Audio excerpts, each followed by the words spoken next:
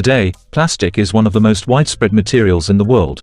It is used for manufacturing parts for a wide range of applications from industrial to medicinal.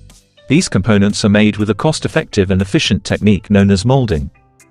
Molding is a process of adding liquid material to a mold cavity to form a product or components. This is a common sort of manufacturing operation.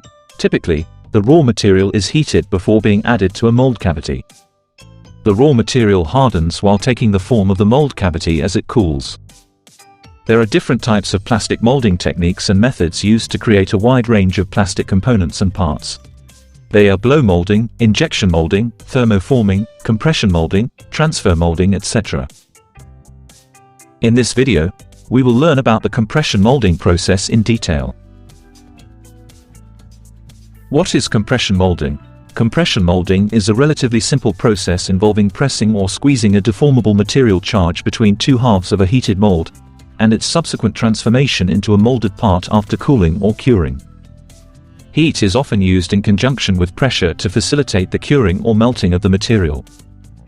Compression molding is one of the oldest known molding processes, widely used to produce parts from thermosetting and thermoplastic materials containing significant amounts of fillers, which reduces their viscosity or flowability required in injection molding.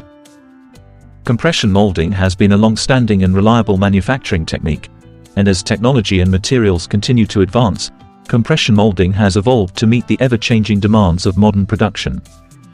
How does compression molding work? The method is used mostly for molding thermosetting resins, but some thermoplastic parts may also be produced by compression molding. The method uses a split mold mounted in a hydraulic press. A pre-weighed amount of polymer mixed with additives and fillers is placed into the lower half of the mold. The polymer charge may be in the form of powders, pellets, or preformed blanks. Note: the charge is usually preheated before placement into the mold. Preheated polymer charge becomes softer, resulting in shortening the molding cycle time. The upper half of the mold moves downwards, pressing on the polymer charge and forcing it to fill the mold cavity.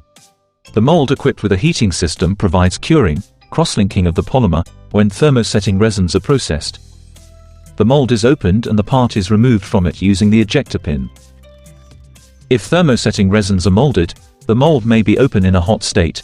Cured thermosets maintain their shape and dimensions even in a hot state.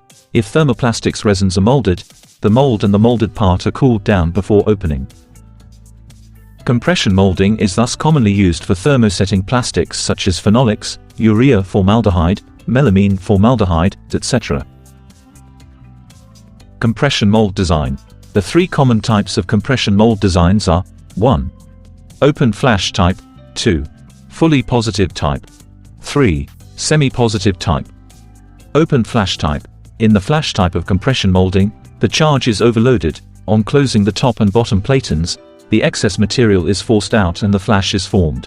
There is a small gap between the mold components through which the flash is released. The flash blocks the plastic remaining in the cavity and causes the mold plunger to exert pressure on it. The disadvantages are that it produces lots of waste due to the high flash scrap loss. It creates minimal back pressure within the cavity, and it is not recommended for parts requiring maximum density and strength. Fully positive type. For this type, the charge must be precisely measured. That is, no allowance is made for placing excess powder in the cavity.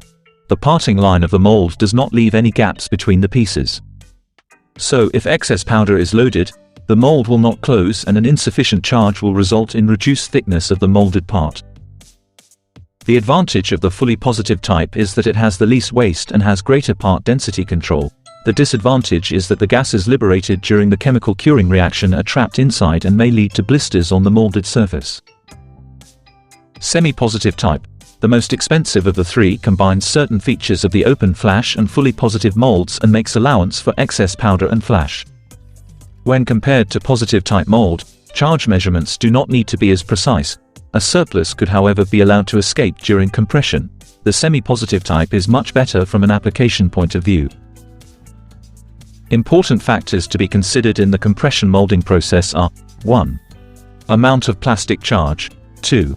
Heating time, 3. Melting temperature of plastic charge, 4. Pressure that is required to force the material into the mold cavity, 5. Cooling time. Applications of compression molding. Compression molding is used to produce parts in kitchenware, automobile parts, electrical components, video and computer, medical and dental equipment, etc. Advantages of compression molding. 1. Low initial setup cost and fast setup time. 2. Produces parts with excellent strength and durability. 3. Can accommodate varying thickness. 4. Waste relatively little material as compared with other methods. Disadvantages of compression molding. 1. Not effective for producing intricate pieces, such as those with sharp angles and microscopic details. 2. The compression molding technique has a longer cycle time compared to other molding processes such as transfer and injection molding. 3. The occurrence of flash can be problematic to manage if not adequately monitored and controlled.